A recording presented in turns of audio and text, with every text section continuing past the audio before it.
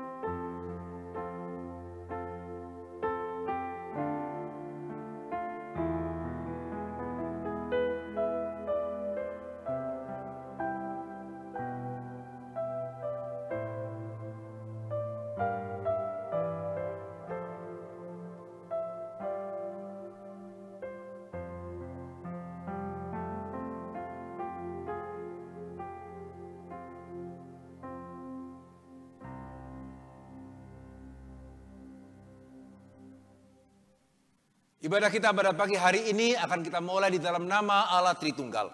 Kiranya Allah Bapa, Allah Anak, Allah Roh Kudus memberkati seluruh ibadah kita mulai awal, pertengahan hingga pada akhirnya. Mari kita mengarahkan hati kita kepada Tuhan. Mari kita memuji Dia. Hormat bagi Allah.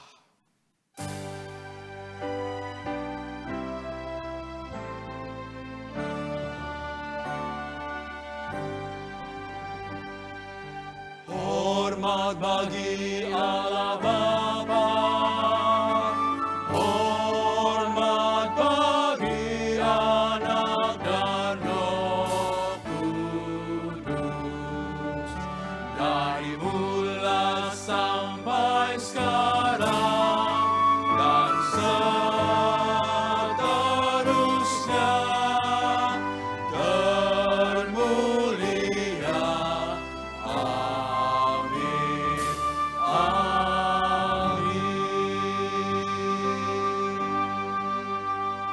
Bersama-sama kita masuk di dalam doa. Bapa di dalam kerajaan surga, kami bersyukur dan berterima kasih kalau Tuhan masih boleh memberikan undangan kepada kami untuk kami boleh beribadah. Kami bersyukur ya Tuhan kalau kami masih boleh mempunyai pengharapan yang bisa kami nantikan. Dan kami berdoa biarlah kami sungguh-sungguh boleh belajar untuk menantikan Tuhan. Ampunilah Tuhan kalau seringkali kekuatan kami kecil.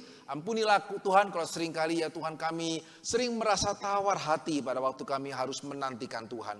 Kiranya Tuhan yang boleh menguatkan kami. Kiranya Tuhan yang boleh meneguhkan iman kami. Kiranya kami boleh tetap berharap kepada Tuhan. Berkatilah kiranya ibadah kami pada pagi hari ini. Biarlah kami boleh semakin mengenal Tuhan. Dan mengenal Tuhan kepada siapa kami berharap. Terima kasih ya Tuhan. Di dalam nama Yesus kami berdoa dan kami bersyukur. Amin.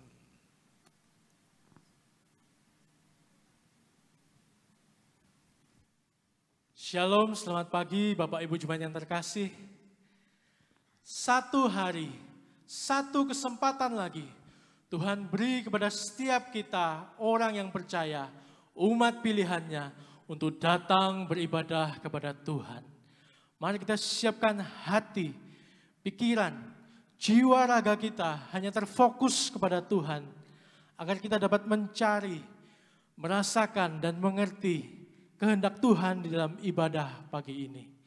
Terambil dalam Mazmur 96 berbunyi demikian. Berilah kepada Tuhan kemuliaan namanya, bawalah persembahan dan masuklah ke pelatarannya. Sujudlah menyembah kepada Tuhan dengan berhiaskan kekudusan. Gemetarlah di hadapannya, hai segenap bumi. Katakanlah di antara bangsa-bangsa, Tuhan itu Raja. Kita sembah Raja mulia. Mulia, mulia, sembah Raja mulia. Mulia, sembah Raja mulia. Bagi Yesus segala hormat, sembah, puji.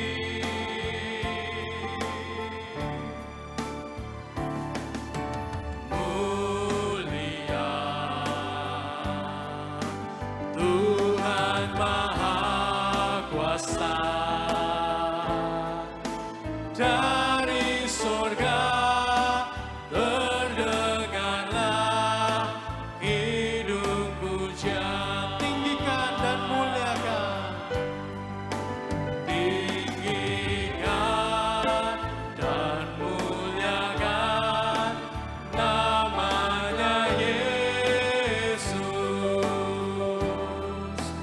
Puji Dia dan sembah Dia, Kristus Sang Raja. Oh, mulia, sembah Raja mulia. Raja atas segala raja, termulialah. Tinggikan dan muliakan, tinggikan dan muliakan namanya Yesus. Puji Dia dan sembah Dia, Kristus Sang Raja. Mulia, sembah Raja mulia. Mulia, sembah Raja mulia. Raja atas segala raja, termulialah.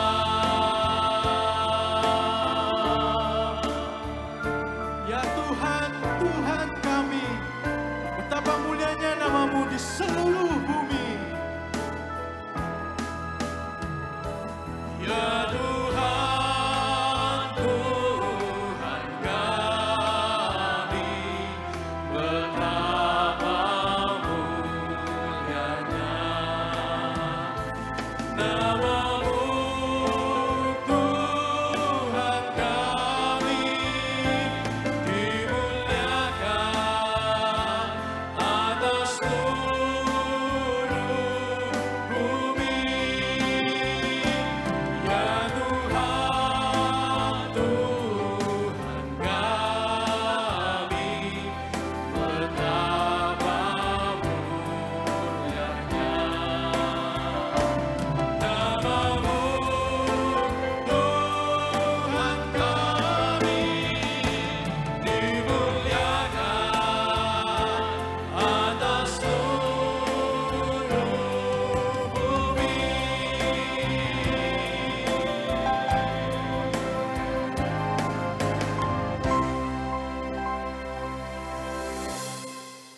Bapak Ibu jemaat yang terkasih, di dalam setiap peristiwa kehidupan yang boleh kita alami sampai saat ini, ketahuilah ada cinta Tuhan yang tidak pernah berubah. Ada cinta Tuhan yang menopang setiap keluh kesah, pergumulanku dan pergumulan hidup Bapak Ibu. Bahkan di tengah-tengah kesedihan pun Tuhan terus memberikan sukacitanya. Mari kita rindu lebih dekat dengan Tuhan. Kita menikmati kehadirannya. Mari kita pujikan namanya dengan penuh sukacita. Karena ada cinta Tuhan di hatiku dan di hatimu. Tuhan kau berikan cintamu, tiada pernah berkesudahan. Ku ingin nikmati selamanya.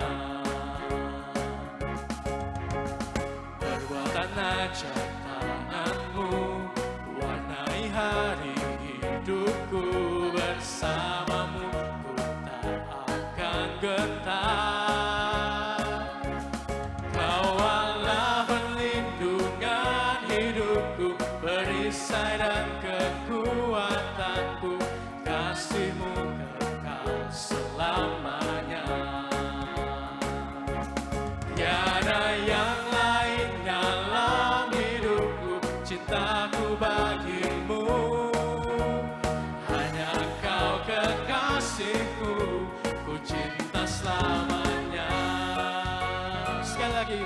Tuhan, Kau berikan cinta-Mu. Tuhan, Kau berikan cinta-Mu, tiada pernah berkesudahan. Ku ingin nikmati selamanya. Perbuatan ajaib tangan-Mu warnai hari hidupku. Bersama-Mu ku tak akan gentar. Kau Allah perlindungan hidupku, perisai dan kekuatanku. Kasih-Mu kekal selamanya. Tiada yang lain, tiada yang lain dalam hidupku. Cintaku bagimu, hanya Engkau kekasihku. Ku cinta selamanya. Kau Allah perlindungan hidupku, perisai dan kekuatanku. Kasih-Mu kekal selamanya. Tiada yang lain dalam hidupku. Cintaku bagimu, hanya Engkau kekasihku. Ku cinta selamanya. Hanya Engkau kekasihku. Hanya Engkau kekasihku. Hanya Engkau kekasihku. Ku cinta selamanya.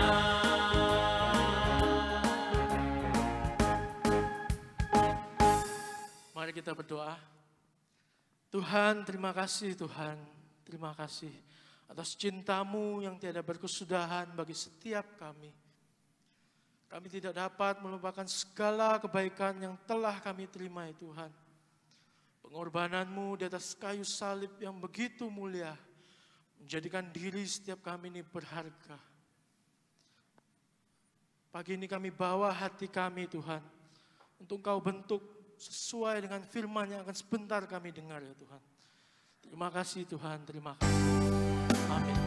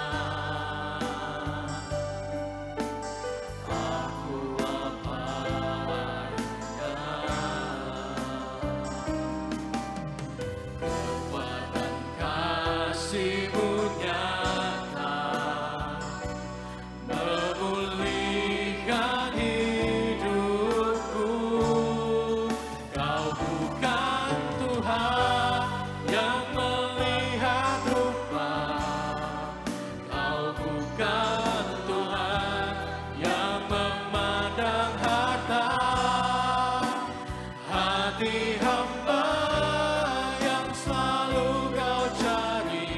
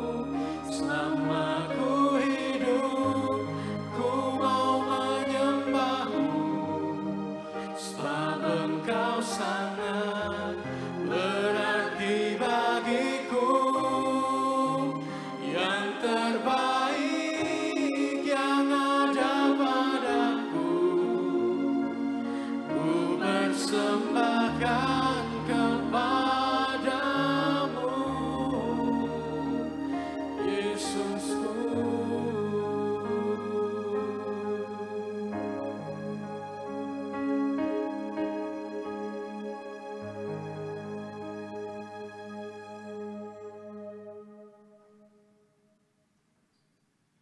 kasih oleh Tuhan, mari sekali lagi kita bersama-sama masuk di dalam doa. Bapa dalam kerajaan surga, kami sungguh bersyukur, terima kasih sekali lagi ya Tuhan. Kalau sebentar kami boleh mendengarkan firman Tuhan bersama-sama. Biarlah ya Tuhan apa yang baru saja kami nyanyikan, kami rindu supaya Tuhan boleh memberikan kepada setiap kami hati sebagai hamba. Karena memang sudah sepatutnya ya Tuhan kami menjadi hamba-Mu, karena kami sungguh-sungguh memang adalah hamba-Mu. Kiranya Tuhan boleh berbicara kepada kami melalui kebenaran firman-Mu dan menunjukkan kepada setiap kami bagaimana kami boleh menjadi hamba yang berkenan di hadapan Tuhan. Pakai hamba-Mu dalam segala keterbatasannya. Berbicaralah kiranya kepada setiap kami anak-anak-Mu ya Tuhan, setiap kami hamba-hamba-Mu. Di dalam nama Yesus kami berdoa dan kami bersyukur. Amin. Puji Tuhan. Nah saudara, pada hari ini kita akan melanjutkan seri kedatangan Yesus yang kedua untuk kali yang ketiga. Ya, kita tetap di dalam 2 Petrus pasalnya yang ketiga. Dan saya ingin mengajak kita bersama-sama melihat ayat yang ke-11 hingga ayatnya yang ke-13. 2 Petrus pasalnya yang ketiga, ayat yang ke-11 hingga ayat yang ke-13 berbunyi demikian. Jadi, jikalau segala sesuatu ini akan hancur secara demikian, betapa suci dan salehnya kamu harus hidup. Yaitu kamu yang menantikan dan mempercepat kedatangan hari Allah. Pada hari itu, langit akan binasa di dalam api, dan unsur-unsur dunia akan hancur karena nyalanya. Tetapi sesuai dengan janjinya, kita menantikan langit yang baru dan bumi yang baru, di mana terdapat kebenaran. Ya, jemaat kasih oleh Tuhan, kita sudah 2 kali. Ya, kali ini masuk kepada kali ketiga kita merenungkan mengenai kedatangan Kristus yang kedua. Saudara, harap kita boleh bersama-sama melalui 2 khotbah. Yang pertama kita melihat kita sebagai orang Kristen, kita mempunyai dasar yang kokoh pada waktu kita menantikan kedatangan Yesus yang kedua kali. Ya, meskipun hampir 2000 tahun sudah berlalu dan Tuhan kita belum juga kunjung datang ke tengah-tengah dunia ini, saudara, tapi bukan berarti kita tidak mempunyai dasar untuk berharap. Di dalam khotbah yang pertama, kita bersama-sama sudah melihat kenapa kita mempunyai dasar untuk berharap ya. Karena memang kita percaya kepada Allah yang mampu untuk menggenapkan janjinya. Ya, sehingga salah kalau ada orang yang mengatakan ya dunia dari dulu sekarang sampai selama-lamanya sama. Ya, sehingga seolah-olah Tuhan pun meskipun ada tidak bisa berbuat sesuatu hal yang lain. Alkitab mengatakan tidak. Ya, kita percaya kepada Allah yang mampu untuk menempati janjinya. Karena kita percaya kepada Allah yang menciptakan langit dan bumi. Ya, kita juga percaya kepada Allah yang mampu membinasakan langit dan bumi, yang hampir saja membinasakannya melalui air bah, dan yang akan membinasakannya melalui api pada waktunya nanti. Ya, sehingga pada waktu kita percaya kepada penciptaan, ya kita juga percaya kepada air bah. Di sana kita melihat Allah kita adalah Allah yang mampu. Dan di dalam khotbah yang kedua kita melihat dasar kedua kita ya. Kenapa kita mempunyai dasar untuk berharap kepada Tuhan. Karena ternyata kita melihat Allah kita bukan hanya mampu menggenapi janjinya. Allah kita juga mau menggenapkan janjinya. Ya, sehingga meskipun sudah 2000 tahun ya Tuhan belum menggenapi janjinya. Bukan berarti dia tidak mau. Ya, atau lalai atau tidak niat. Karena 1 hari sama dengan 1000 tahun, 1000 tahun sama dengan 1 hari di hadapan Tuhan. Begitu ya.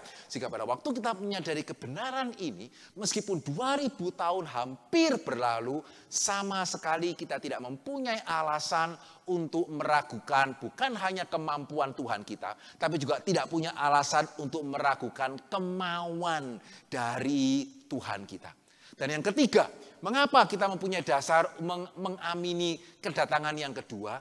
Karena Tuhan kita bukan cuma mampu, ya bukan cuma mau, tetapi Tuhan kita sudah sebetulnya menggenapkan janjinya pada waktu Yesus datang pertama kali yang baru saja kita rayakan bersama-sama kurang dari sebulan yang lalu. Ya, pada waktu kita merayakan hari Natal, itu berarti apa? Yesus sudah datang untuk pertama kali.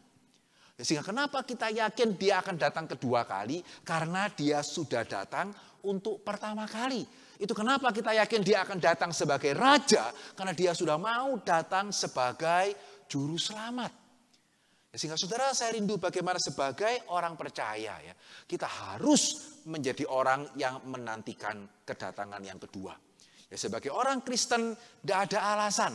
Ya, meskipun 2000 tahun sudah hampir berlalu, tidak ada alasan kita meragukan bahwa Yesus tidak akan datang kembali. Ya, tidak ada alasan kita berpikir bahwa yang terbaik yang Tuhan bisa berikan kepada saya, yaitu membuat vaksin virus COVID itu manjur, begitu ya. Sehingga itulah yang akan menjadi pengharapan, sehingga kalau kita menemukan vaksin, maka dunia akan menjadi seperti sorga. Enggak. Ya, dunia memang akan menjadi lebih baik ya. Kalau vaksin yang hari ini dan sebentar akan disebarkan itu berfungsi secara efektif, tapi terlalu naif. Kalau saudara menganggap bahwa vaksin itu akan membereskan segala akibat dosa di dalam kehidupan manusia atau di dalam dunia ini. Tidak. Ya, kita berdoa supaya vaksin itu boleh membereskan satu masalah. Ya, tapi dalam dunia berdosa, masalah itu tidak hanya satu. Ya, sehingga sebagai orang Kristen ya, sejauh mana kita mengamini ya, mengamini bahwa Yesus akan datang kedua kali, dan yang sama pentingnya, saudara, sejauh mana ya kita menempatkan kedatangan Yesus yang kedua sebagai satu faktor yang mempengaruhi bagaimana kita hidup pada hari ini. Nah, saudara, ini merupakan sesuatu bagian yang penting. Ya, sehingga kenapa Alkitab berbicara mengenai kedatangan kedua? Bukan cuma sekedar karena kita perlu tahu, begitu ya, tapi juga karena pengertian kita akan kedatangan yang kedua mengenai akhir zaman seharusnya juga memotivasi, ya, mengarahkan bagaimana kita sebagai orang percaya hidup pada hari ini. Ada kaitan yang sangat erat ya antara eskatologi, begitu ya, akhir zaman dengan etika hidup Kristen, ya, dengan perilaku hidup Kristen. Ada kaitan yang sangat erat. Sehingga kalau saudara masih boleh mengingat di dalam khotbah kita yang pertama ya, apa yang membuat dunia itu mengejek orang Kristen? 2000 tahun kok tidak kapok-kapok ya menunggu kedatangan Tuhannya. Apa yang membuat mereka mengejek kita? Saudara, yang menarik bukan semata-mata karena mereka iseng, begitu ya. Juga bukan semata-mata karena mereka merasa superior, ya, menganggap kita itu bodoh, begitu ya. Ternyata di balik ejekan itu terdapat sesuatu maksud untuk boleh mengajak kita hidup seperti mereka. Ya, sehingga sesuatu hal yang menarik ya, salah seorang filsuf ateis ya bernama Jean-Paul Sartre, dia mengatakan bahwa orang itu akan hidup dengan baik kalau dia percaya Allah itu ada. Ya, orang akan bekerja dengan lebih baik kalau dia percaya Allah itu ada. Sehingga dengan kata lain, di sisi yang lain, ya, di lain pihak, berarti di sini kita melihat bagaimana cara dunia ini, bagaimana cara iblis untuk membuat kita hidup seperti yang dia mau, yaitu dengan membuat kita tidak lagi atau setidaknya mengabaikan mengenai kedatangan yang kedua. Karena jikalau orang hidup akan lebih baik, bekerja dengan lebih baik, jikalau dia percaya Allah itu ada, maka ya, jikalau orang Kristen yang mengatakan diri percaya kepada Tuhan Yesus, tapi tidak lagi menantikan kedatangan yang kedua, tidak lagi percaya kepada penghakiman yang terakhir, tidak mungkin kualitas hidup Kristennya itu tidak terpengaruh. Dan di sini kita melihat, ya, gereja seringkali terlalu berat sebelah. Terus mengajak jemaat melihat ke masa lalu. Betul ya? Ya, sehingga di dalam kita bagaimana ingin memotivasi, mendorong jemaat hidup secara benar, ya, seringkali berat sebelahnya adalah kita terus mengingatkan jemaat akan masa lalu, tetapi kurang mengingatkan jemaat akan masa depan. Yang terus diingatkan, Yesus kan sudah mati bagimu. Ya, betapa besar dia mengasihi engkau. Masa engkau tidak ingin membalas kasihnya? Ya, sehingga banyak itu ya lagu ya, aku ingin membalas kasihmu. Ya, dengan apa kan ku balas kasihmu? Amin. Begitu ya, karena Yesus sudah mati, ya dia sudah mau datang, berkorban untuk engkau, menebus dosa. Masa iya, ya kita tidak mau membalas kasih-Nya. Saudara jangan salah ya, ini sesuatu ajakan yang baik, sesuatu ajakan yang benar. Ya sebagai orang yang dewasa, kita harusnya tidak boleh take it for granted. Ya saya paling lelah kadang-kadang di dalam gereja, banyak orang yang take it for granted. Begitu ya, tapi sebagai seseorang yang dewasa, pada waktu kita menyadari apa yang Tuhan sudah berikan kepada setiap kita, ya kita harus mempunyai kerinduan untuk tidak menyia-nyiakan kasih Tuhan. Tetapi ya kalau kita hanya berhenti di sini, maka ya kita membuat akhirnya kita hanya menyajikan kebenaran yang tidak lengkap. Karena jikalau kita hanya berhenti di sini, seolah-olah yang memegang kartu terakhir itu adalah saya. Tuhan sudah mengasihi engkau. Begitu ya, Tuhan sudah memberikan yang terbaik bagimu. Mestinya engkau membalas kasih-Nya. Oke, tapi kalau saya tidak mau terus gimana? Ya, kalau saya tidak mau bagaimana? Ya coba terus diingatkan, begitu ya. Ya coba terus untuk dimotivasi, ya coba terus untuk dibina, begitu ya. Tapi kalau setelah dikasihi, setelah dimotivasi, setelah diingatkan, setelah dibina, tetap tidak mau terus bagaimana? Ya banyak di gereja ya mau bagaimana lagi? Kan pelayanan tidak bisa dipaksa, begitu ya. Hidup Kristen kan tidak bisa dipaksa. Ya jadi dengan kata lain, yang pegang kartu terakhir itu siapa? Ya Tuhan atau kita? Ya sehingga yang pegang kartu terakhir itu siapa? Nah saudara, izinkan saya mengatakan kalau kita sungguh boleh mengenal Allah Alkitab yang benar, ya kita akan mengamini Allah yang kita percaya itu Allah yang kasih-Nya kepada kita itu luar biasa. Ya, di dalam pertemuan YCF yang terakhir, begitu ya, kita membahas mengenai alone with God, ya, mengenai satu loneliness yang seringkali membuat banyak orang Kristen itu galau, begitu ya, restless dan seterusnya. Dan kita melihat, tidak ada sebetulnya orang itu yang pernah sendiri. Satu-satunya manusia yang pernah sendiri itu Tuhan Yesus. Yang bukan cuma tidak mempunyai sesama, tapi juga bahkan yang harus berseru, Allahku, Allahku, mengapa engkau meninggalkan aku. Itu satu-satunya manusia ya, begitu ya, yang pernah hidup dalam dunia ya, yang bahkan ditinggalkan oleh Allah. Ya, sehingga tidak ada di antara orang Kristen itu yang pernah lebih kesepian, yang pernah lebih tersendiri dibandingkan dengan Tuhan Yesus. Ya, sehingga sebagai orang Kristen kita mengamini ya, Tuhan kita adalah Tuhan yang mengasihi kita sampai sedemikian rupa, sampai tidak terbayangkan. Tapi kalau saudara mau mengenal Allah yang benar, saudara harus tahu Allah mengasihi kita dengan sedemikian rupa, tetapi tetap Tuhan itu Tuhan. Dan Tuhan tidak pernah menyerahkan kartu terakhirnya itu untuk kita. Ya, sehingga Tuhan Yesus datang pertama kali untuk menjadi juru selamat. Hidup Kristen itu terkait dengan kasih Kristus di atas kayu salib, tetapi jangan lupa, hidup Kristen itu juga terkait akan penghakiman Kristus di akhir zaman. Ya, sehingga gereja mempunyai tanggung jawab, bukan hanya terus mengingatkan jemaat akan kasih-Nya.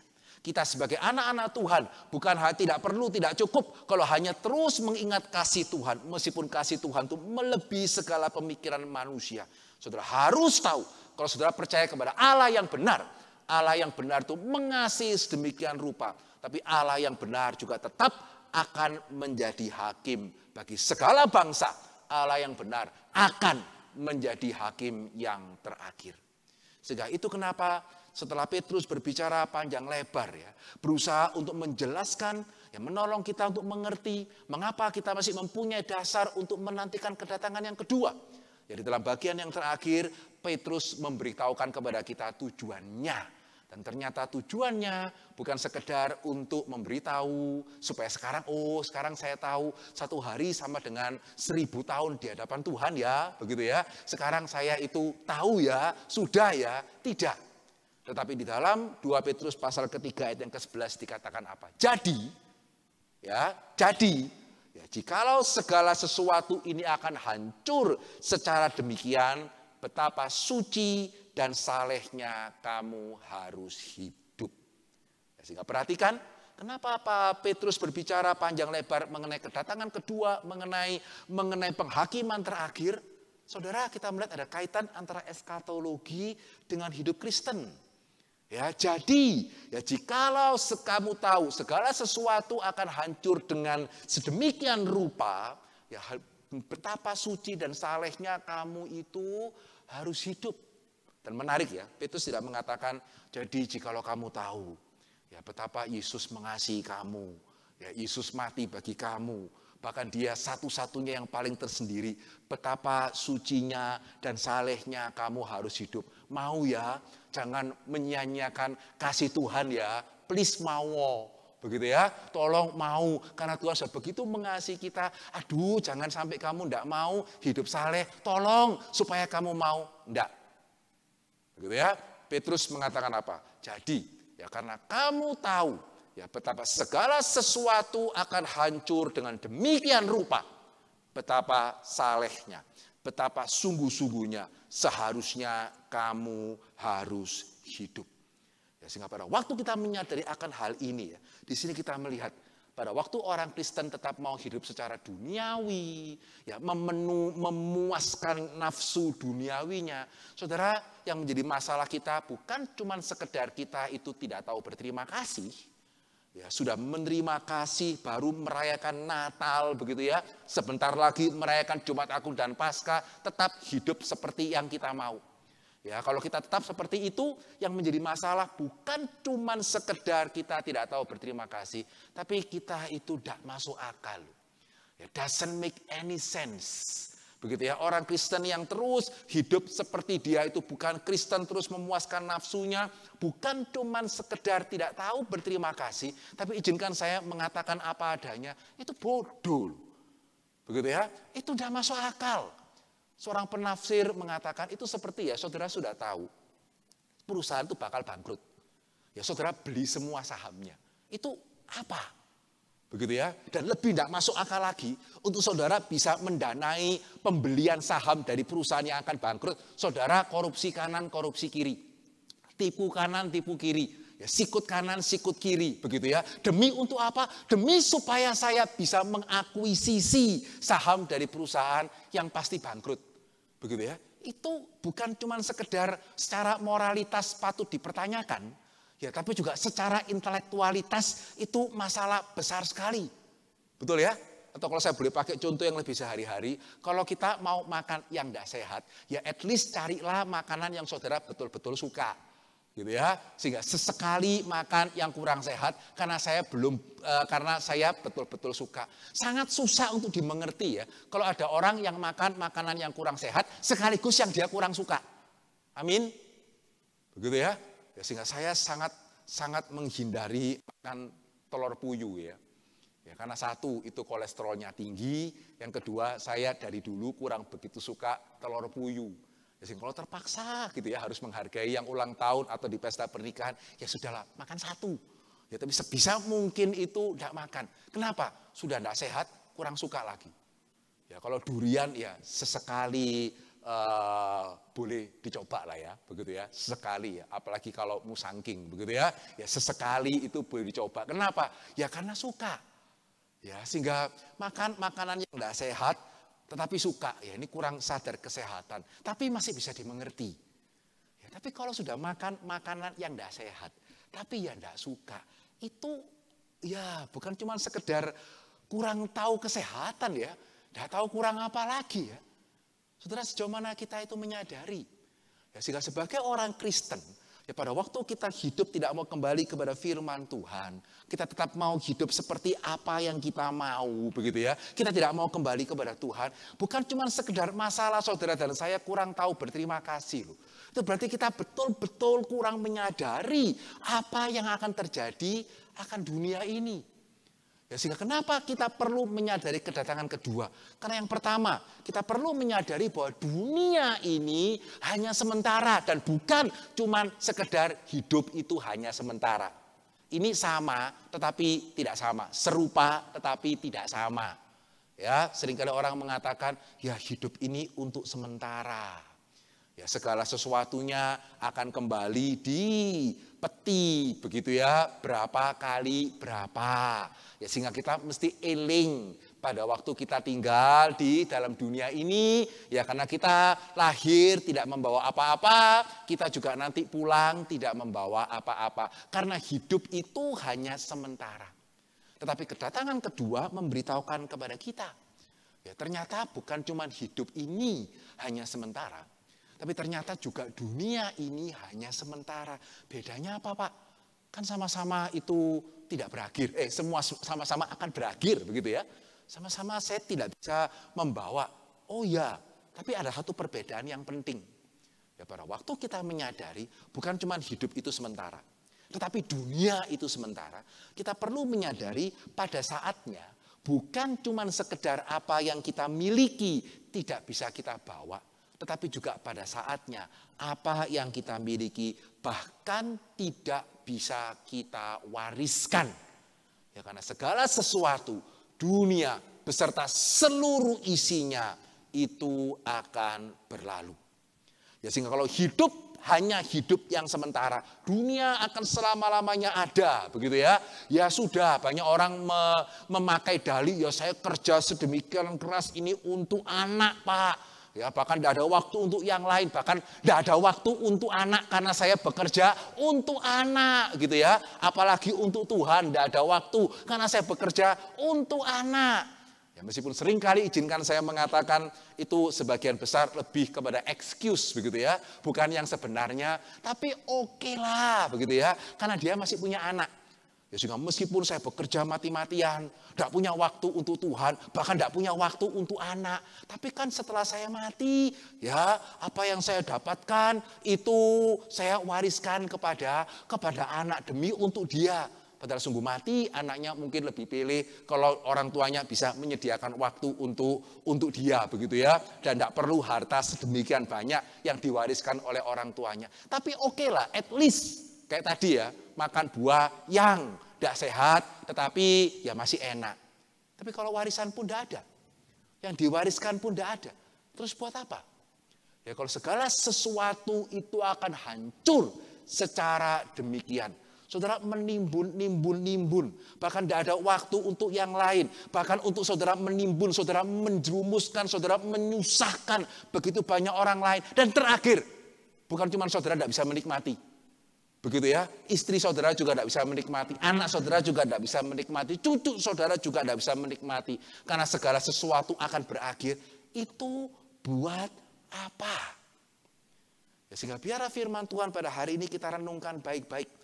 Ya, firman Tuhan yang khusus kali ini tidak mengatakan karena Yesus begitu mengasihi engkau, maka engkau mesti memperhatikan engkau hidup. Tapi yang hari ini mengatakan karena engkau tahu, ya, segala sesuatu akan berakhir dengan sedemikian. Pikirkan baik-baik bagaimana engkau itu hidup. Ya, betulkah engkau sudah hidup secara bijaksana? Ya, ataukah bagaimana engkau hidup? Bukan cuma secara moralitas perlu dipertanyakan. Bukan cuma secara tahu terima kasih perlu ditanyakan. Tapi juga begitu sia-sia, begitu tidak bisa dipahami.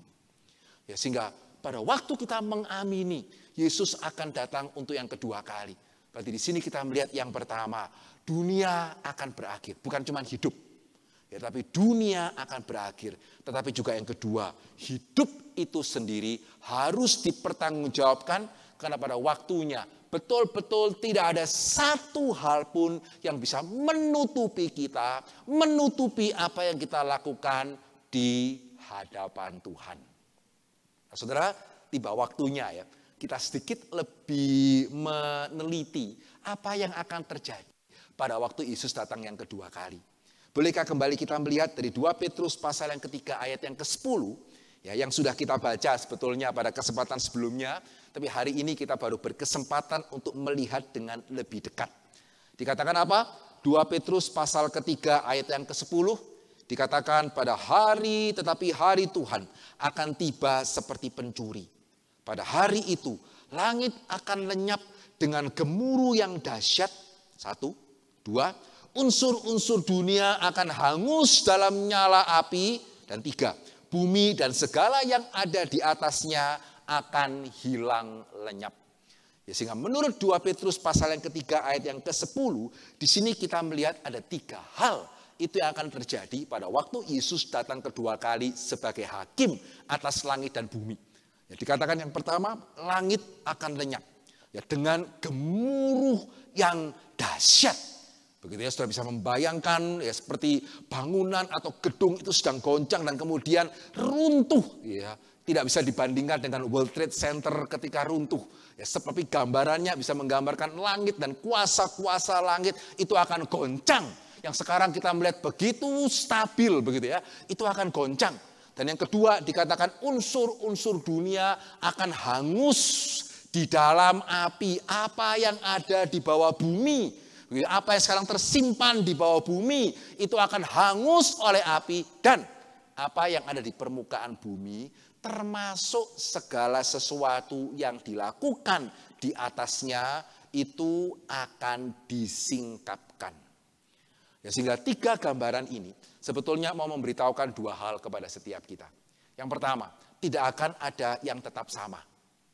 Ya, alam semesta ini akan diperbaharui. Ya, meskipun tidak dilenyapkan, bukan berarti alam yang sekarang tidak ada lagi, begitu ya. Kemudian ganti alam versi atau alam yang baru, tidak, begitu ya. Langit dan bumi ini akan ada, tetapi akan diperbaharui dengan sedemikian rupa. Gambarannya paling gampang ya, seperti hari ini pada waktu seseorang meninggal. Ya tidak ada. Betul ya, tubuhnya dimakamkan atau dikremasi dan dengan berjalannya waktu ya tidak ada. Ya akan lenyap, akan menjadi kembali debu, kembali menjadi debu. Tetapi esensinya itu masih ada. Ya karena roh manusia itu tidak bisa mati dan pada waktunya kita menerima tubuh yang baru. Sehingga demikian pula dikatakan pada waktu Yesus datang kedua kali. Ya, alam semesta ini seperti tubuh manusia yang mati. Ya tidak ada. Gitu ya, saudara mau cari, saudara mau lihat lagi bagaimana rupanya, bagaimana wajah orang yang meninggal, yang tidak ada. Tapi bukan berarti kemudian alam semesta ini hilang lenyap dan tidak ada lagi Tuhan mengganti dengan yang baru. Tidak, tapi Tuhan akan mengubahnya dengan sedemikian rupa. Itu arti yang pertama. Jadi baik langit, baik bumi maupun di bawah bumi itu akan menjadi langit dan bumi yang baru yang di satu sisi masih sinambung dengan langit dan bumi yang lama. Seperti saudara dan saya nanti dengan tubuh yang baru, ya tetap saya di dalam tubuh yang sekarang itu sama, tapi sekaligus juga yang begitu berbeda. Antara langit dan bumi yang baru dengan langit dan bumi yang sekarang. Itu arti yang pertama. Tetapi arti yang kedua yang kita perlu memperhatikan, firman Tuhan mengatakan segala sesuatu yang dilakukan di atasnya itu akan kelihatan.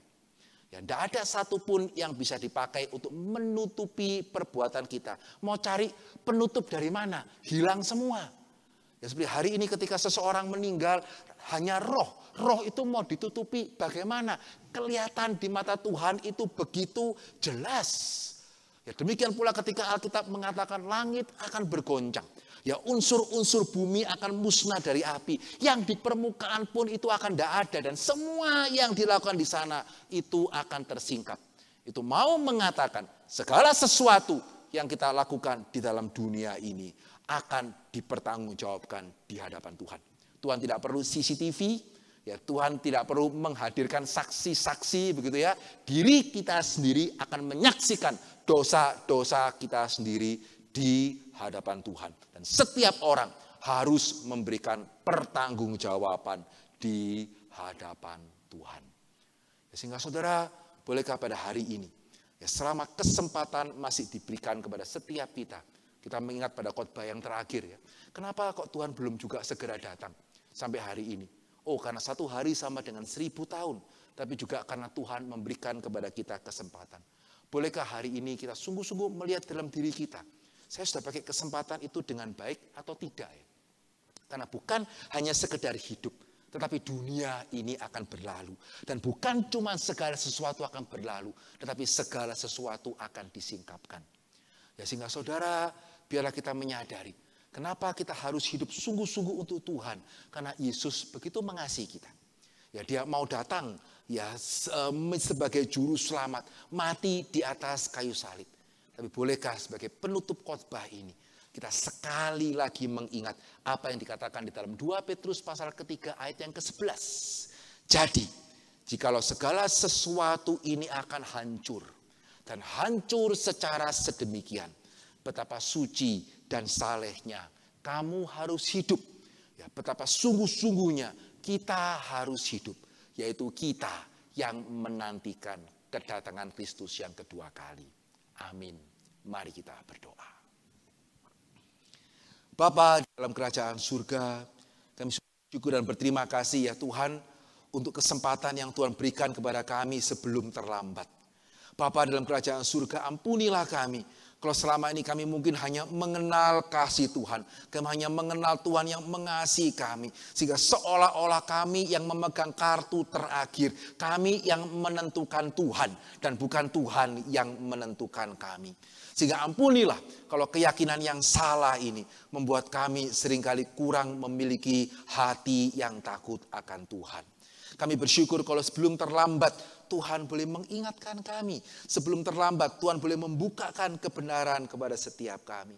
Ya Tuhan, izinkanlah pada hari ini kami bersama-sama datang kepada Tuhan dan memohon ampun. Izinkanlah hamba-Mu ini sebagai hamba Tuhan boleh mendoakan untuk jemaat-jemaat Tuhan yang pada hari ini mendengarkan firman-Mu, yang menyadari akan penghukuman Tuhan, yang menyadari akan dosa-dosa mereka, dan yang datang kepada Tuhan memohon ampun. Karena Engkau Allah yang mengasihi, Engkau juga adalah Allah yang menghakimi. Tapi juga karena Engkau Allah yang menghakimi, Engkau juga adalah Allah yang mengasihi dan memberikan kepada kami kesempatan untuk bertobat. Ampunilah segala dosa kami, ampunilah segala pelanggaran kami. Ajar kami hidup tidak lagi secara sembarangan karena kami hanya mengingat kasih-Mu dan tidak mengingat penghakiman-Mu. Ajar kami mempunyai hati yang takut akan Tuhan. Sehingga kami boleh beroleh bijaksana di dalam kami menjalani kehidupan ini. Terima kasih ya Tuhan, biarlah hati yang takut akan Tuhan, Tuhan boleh terus tanamkan di dalam hati kami. Sehingga hidup kami, apapun yang sedang kami jalani, kami boleh menjalaninya di dalam bijaksana yang daripada Tuhan. Dan hamba-Mu juga mau berdoa pada hari ini ya Tuhan, untuk anak-anak Tuhan yang dalam pergumulan, baik itu pergumulan ekonomi, baik sakit penyakit, bahkan yang masih bergumul terhadap COVID itu sendiri. Tuhan, hamba-Mu berdoa, biar ada pertolongan yang daripada Tuhan. Ada kekuatan yang daripada Tuhan. Biar kami boleh melalui saat-saat ini bersama-sama dengan Tuhan. Dan setelah kami melaluinya, biar kami sekali lagi boleh mempersembahkan hidup kami untuk kemuliaan nama Tuhan. Terima kasih Bapa dalam kerajaan surga. Suara manusia sudah berlalu. Biarlah Roh Kudus Tuhan yang boleh terus berbicara kepada kami. Di dalam nama Yesus kami berdoa dan kami bersyukur. Amin. Mari jemaat kasih oleh Tuhan, kita akan mengakukan pengakuan iman rasuli. Mari bersama-sama dengan jemaat Tuhan di segala tempat dan segala abad, kita mengakukan pengakuan iman rasuli sedemikian. Aku percaya kepada Allah, Bapa yang Maha Kuasa, Khalik langit dan bumi, dan kepada Yesus Kristus, anaknya yang tunggal Tuhan kita, yang dikandung dari Roh Kudus, lahir dari anak Maria, yang menderita sengsara di bawah pemerintahan Pontius Pilatus, disalibkan, mati dan dikuburkan, turun ke dalam kerajaan maut. Pada hari yang ketiga, bangkit pula dari antara orang mati, naik ke surga, duduk di sebelah kanan Allah, Bapa yang Maha Kuasa. Dan dari sana ia akan datang untuk menghakimi orang yang hidup dan yang mati. Aku percaya kepada Roh Kudus, gereja yang kudus dan am, persekutuan orang kudus, pengampunan dosa, kebangkitan tubuh, dan hidup yang kekal. Amin.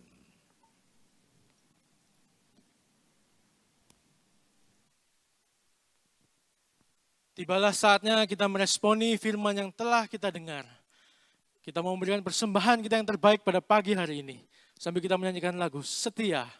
Biarlah Tuhan dapati kita tetap setia sampai hari kedatangannya.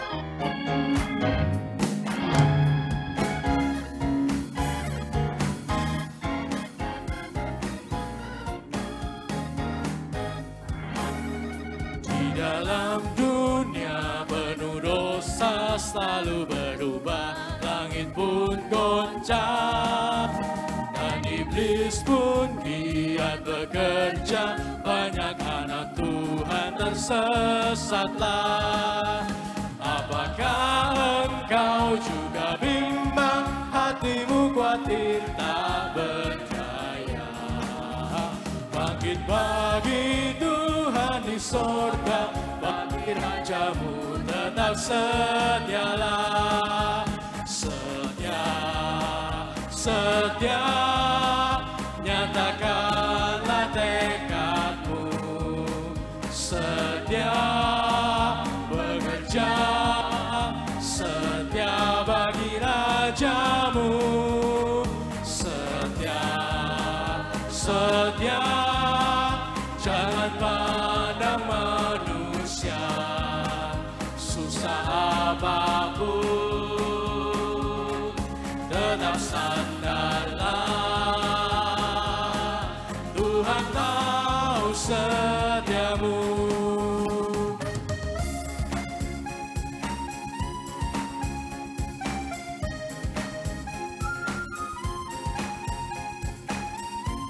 Baiknya yang ketiga,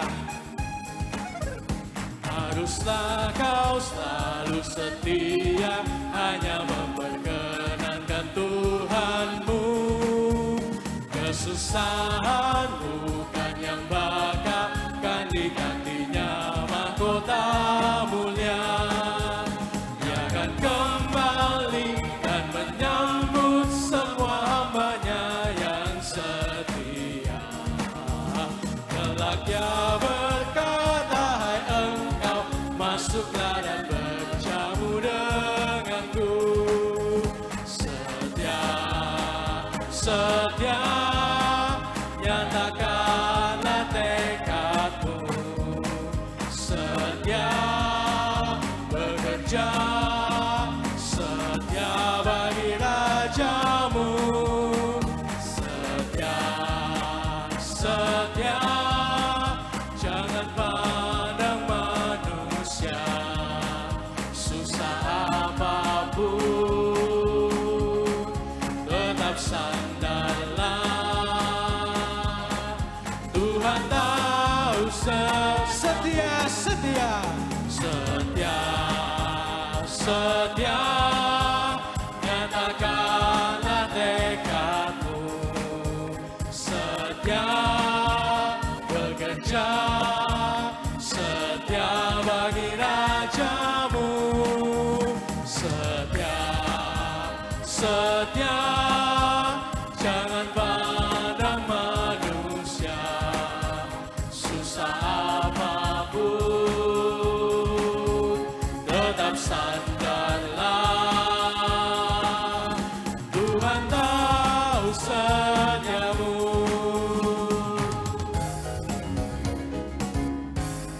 Mari kita berdoa. Bapa yang surga Tuhan, terima kasih Tuhan, terima kasih untuk firman-Mu yang membekali kami Tuhan untuk bagaimana kami melanjutkan hidup kami mulai hari ini sampai kepada hari kedatangan-Mu ya Tuhan. Biarlah selagi masih ada kesempatan, biarlah kami yang melenceng daripada arahan-Mu, ajaran-Mu.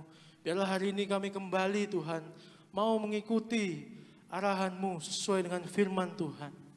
Ya Tuhan, Kau juga pada pagi hari ini kami dapat memberikan persembahan kami. Biarlah Kau sucikan, kuduskan. Pakai persembahan ini Tuhan untuk memperlebar kerajaan-Mu saja di tempat ini. Terima kasih Tuhan, terima kasih. Hanya di dalam nama Tuhan Yesus kami berdoa dan mengucap syukur. Amin. Biarlah segala puji-pujian, hormat dan kemuliaan kita kembalikan kepada Allah Tritunggal. Doksologi.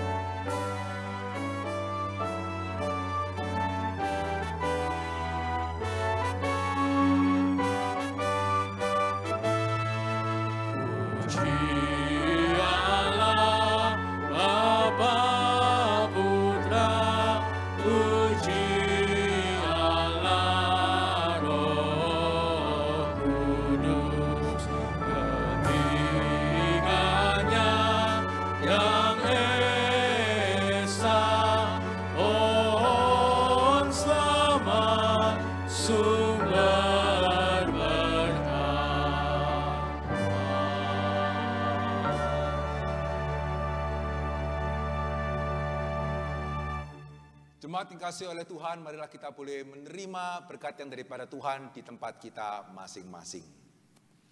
Kiranya Allah Tritunggal, Allah Bapa, Allah Anak, Allah Roh Kudus, Allah yang menciptakan kita, Allah yang menebus kita, dan Allah yang akan menghakimi setiap kita. Sungguh boleh memberikan kepada kita hati yang takut akan Dia. Boleh menolong kita hidup seturut kehendaknya dan menjadikan kita saksi untuk kemuliaan namanya. Mulai hari ini sampai selama-lamanya. Amin.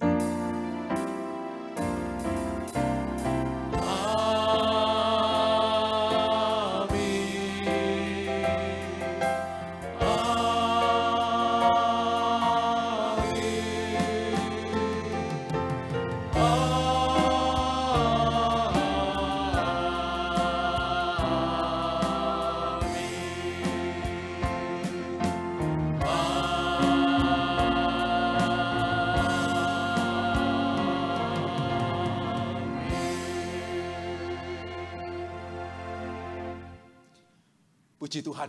Jemaat kasih oleh Tuhan, sebelum saya akan menyerahkan kepada Bapak Jo untuk pengumuman, ada dua hal yang saya ingin tekankan bagi setiap kita. Saudara, yang pertama, kita bersyukur ya kalau kemarin kita boleh mengadakan kebaktian pemberkatan nikah ya antara saudara Leo Satria Adiputra dengan saudari Trivena ya, saudari Esther Trivena Gunawan ya. Kita bersyukur Tuhan boleh memimpin seluruh rangkaian boleh berjalan dengan baik. Nah, sekali lagi bagi setiap kita yang ingin melangsungkan pernikahan di Elion Satelit, kiranya kita boleh mempersiapkan jauh-jauh hari. Ya, bagi saudara yang ingin melangsungkan pernikahan pada tahun depan 2022, diharapkan saudara bisa mengikuti terlebih dahulu PMC, ya, Premarital Counseling. Kita bekerja sama dengan Yayasan Karis. Ya, untuk sesi pertama pada tahun ini akan dimulai pada bulan Maret. Ya, sehingga saudara yang ingin menikah pada tahun depan, saudara boleh menghubungi gereja untuk boleh mendaftarkan di Premarital Counseling yang diadakan oleh Yayasan Karis. Itu yang pertama. Dan yang kedua, saudara, saya ingin sebagai hamba Tuhan mengajak setiap kita ya, jikalau ada di antara kita yang sebetulnya punya teman, yang kita mau memperkenalkan dia kepada Tuhan Yesus, tetapi kita tidak tahu mesti mengatakan apa, begitu ya. Saudara, kita akan mengadakan fokus pada tahun ini, yang akan dimulai pada hari Kamis pada tanggal 28 Februari. Tapi fokus pada kali ini akan kita buat sedikit berbeda. Ya, untuk saudara yang mau menjadi anggota dari GKI Elion Satelit atau yang dibaptis atau CD atestasi begitu ya. Saudara wajib mengikuti fokus dan katekisasi total sebanyak 12 kali. Tetapi jikalau ada di antara kita yang ingin mengajak begitu ya rekan-rekan kita supaya mereka ingin bisa mengenal Kristus, mengenal kekristenan begitu ya. Saudara cukup ikut sebanyak 6 kali. Ya, jadi untuk mereka yang ingin tahu kekristenan itu apa sih? Ya, betulkah ada Allah ya? Kalau Allah itu ada, kok masih ada COVID begitu ya? Di mana itu Allah kok masih banyak yang meninggal karena COVID? Kenapa keselamatan harus melalui Yesus Kristus begitu ya? Dosa itu sebetulnya apa? Saudara, saya percaya di selain daripada orang Kristen ada banyak orang yang sebetulnya mempunyai pergumulan seperti ini. Dan bolehkah kita dipakai Tuhan menjadi sarana berkat untuk boleh mengajak mereka sehingga kita boleh belajar bersama-sama, boleh berdiskusi, bertanya bersama-sama. Kalau ada pertanyaan bisa ditanyakan, begitu ya. Sehingga mari setiap kita boleh mendoakan siapa ya orang yang saya ingin untuk boleh bawa, untuk boleh mengenal Kristus. Dan kalau Tuhan bekerja, boleh menerima dia sebagai Tuhan dan Juru Selamat. Ya, kiranya Tuhan boleh memakai setiap kita. Dan bagi saudara yang mau dibaptisi di atestasi, saudara perlu ingat dan saudara perlu untuk segera mendaftar. Ya, terima kasih semua pengumumannya. Kita sebentar mendengarkan pengumuman dari Pak Junaidi. Tuhan memberkati.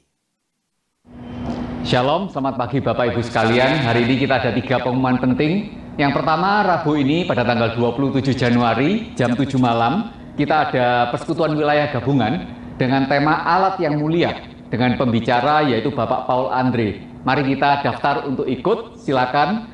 Lalu untuk Rabu tanggal 10 Februari jam 7 malam ada KPR GKI Elion Gabungan online. Temanya sumber kekuatan yang tidak pernah putus. Pembicaranya Pendeta Emeritus Benny Solihin. Lalu yang terakhir, kelas fokus dan katekisasi akan dimulai Kamis tanggal 18 Februari sampai 6 Mei 2021, yaitu 12 kali pertemuan.